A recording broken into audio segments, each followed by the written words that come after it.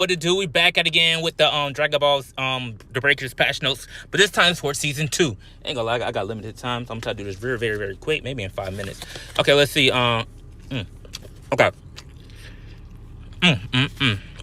Update details. Sure.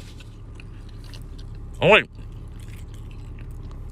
I don't know, for some reason they're changing the role selection. Added a role selection screen for online matches, so to where like where you can okay, so a matchmaking mode where you can choose to play only as a survivor. Create a room where up to 7 players can join as survivors. Interesting. And raiders and slash survivors. So I'm guessing you either could play as either a raider or survivor, right? Or they're just like just for survivor. Okay, online role selection. A flex raider mode where shorter matchmaking time, you begin matchmaking with raider as your desired role. If you are not assigned the raider role, you'll be giving a raider priority starting from the following match. Interesting. So they changed out to where like day by day, like you can load up as a raider, you can load up as a raider, or you can load up as like a survivor, you can load up as a survivor. Flex survivors, basically I just said, right? A mode with shorter matchmaking times where you begin matchmaking with the survivor as your desired role. If you're not assigned as a survivor role, you'll be given a survivor priority starting from the following match. What? A matchmaking mode where you can play as either a raider or survivor. If you are not chosen to be the raider in the match, you will be have a higher chance of getting choosing as a raider. Okay, it's basically the same. We know that part. It's basically like that, you know. I like the old one where like where you have to keep playing to be able to be the raider. It makes sense. And it's like people who are like, oh yes, finally I could be the raider. Yes, to me, it's like, I guess you're happy you want to be the raider. You could be the raider for like forever now. But like, yeah. In addition, with matchmaking is to start with multiple players in a room that would not be made the raider and survivors for the same party. Interesting. Okay, regarding room keys will no longer be displayed by default. Room keys display settings can be changed from the room menu. I don't know why they had to change that. There really was nothing wrong with that, but all right. Result screen improvements. Report functions. A list displaying the results of each player has been added to the result screen. What is a result screen for each player? Interesting. I wonder, can you like at least summon if you're not loading? Like don't like say you're in a party and you're not queuing for a match. I wonder, can you actually summon? How they changed that. Players can now be reported to unfair gameplay directly from this list, such as players can now also be blocked. You can block people playing the breakers. Like, oh man, it could be a lot of blocks of like, it's a lot of people who play certain ways as a raider, which is, I'm kind of like asking why are they letting people be raider like multiple times now? Like, whatever.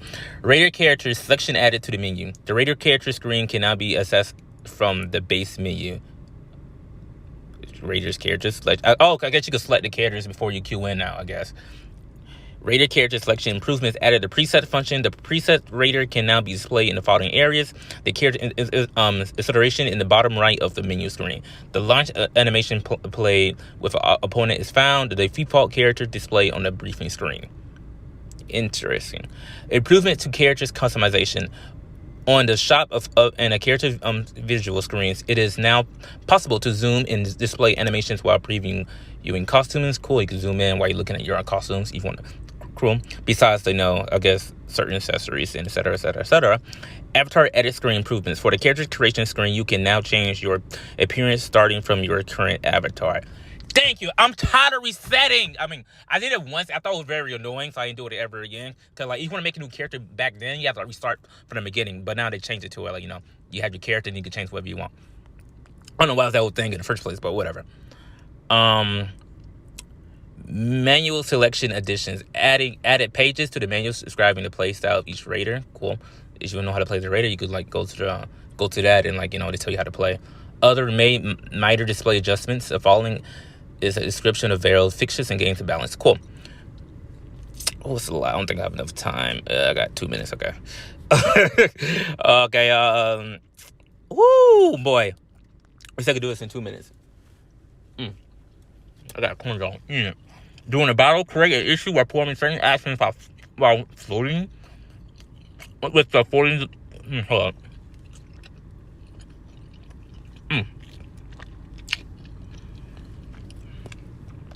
Create an issue while performing a certain actions while floating with the floating device activate skill will incorrectly after the player's speed. I never had that. I never had that issue. It's interesting. Cool.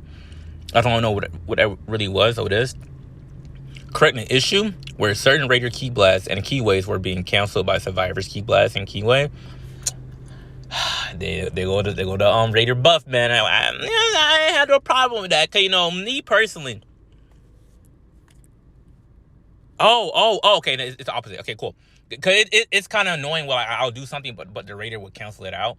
So they're saying like with certain Raider key blasts will cancel out, talking about survivor stuff, and it hit us instead. It's so annoying. And create an issue where with the mid jump movement speed compensation would cause the player to move at above the normal speed when moving with the hovering device passive skill. Okay. Correct the effect range of the wall defense active skill.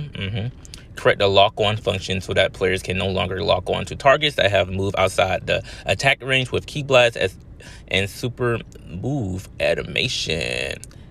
I guess some people didn't like that. They were like, you're not lock on to somebody. You're not lock on to somebody. They like you just standing there with the animation. They wanted to get rid of that. I really didn't care. But I think correct the effect of the energy barrier and anger shout activates as so they can destroy buildings as intended. I want to go nerf that 17 move, super electric slash, whatever. Correct the effect range of the break strike of activate skill so that it will no longer go through terrain. Correct the charming pose, solar flare, Gogo Gum, and Krillin's shoe activate skills so that players will remain in place when using these skills in midair. Wow, okay. I don't know if it's a good thing or a bad thing. And other minor corrections. And correct. Okay, adjusted content during battle. Excuse me. Okay, during battle made it so that it looks so that looking at the dragon radar while moving in a vehicle will lower your movement speed. Made it so that if the area in which Shenron is being summoned is destroyed, the Dragon Balls will reset and summoning will be interrupted. Of course, if the area within which Shenron is being summoned is destroyed, the Dragon Balls will reset and the summoning will be interrupted. Of course, the summoning will be interrupted. They still didn't fix that. Annoying. Okay, but at least, the Dragon Balls, still resets. I guess that's a good thing. But, okay, correct an issue where the escape action with uncancelable for the Gogo Gum activate skill made it so a sound effect would play once flying is canceled when suppressing key while in midair. Adjust the dodge timing when you cancel actions such as placing a power key. Adjust the placement of item boxes on the map. Improve fairness. Interesting. So, I want to see how this. I really want to see how this plays now. Adjust the placement of item boxes on the map to improve fairness. Yeah, made it so a sound effect would play when hitting a target with a longer range attack. Made it so a sound effect would play when hitting a target with a longer range attack. Interesting. Why is that needed? Okay. Added an effect to make the location of the nearest altar more obvious. Once the 7 Dragon Balls have been granted, added a sound effect to the location of the nearest altar more obvious. So when the 7 why is that a thing? You literally can see that shit in the sky. If I'm thinking what they're thinking, and made it so that you can cancel at the skills that charge before activation by pressing holding down the skill again. Additionally, made it so that after being charged, the skills can be used inputting normal attacks. Oh shit, my time is up. I guess that'll be it. It's me, your boy D-Best Clips, with another Raid War video, and hopefully I'll see you next time. Ooh, hold on. Look at it. Your hair spikes up. Does it? Does it really? The fear came true, and they are using CSC hairstyles over Super Saiyan LMAO because, as you can see. Oh, that's the point. Never mind. We're good. Never mind. That's the point. You only get Goku Super Saiyan hairstyle if you go level 4. Okay. I don't know what this dude was talking about. We got some CSC spiking up hairstyles, taking some components from Dragon Ball Online and not Xenoverse 2 or Xenoverse. But I'm out now. Peace.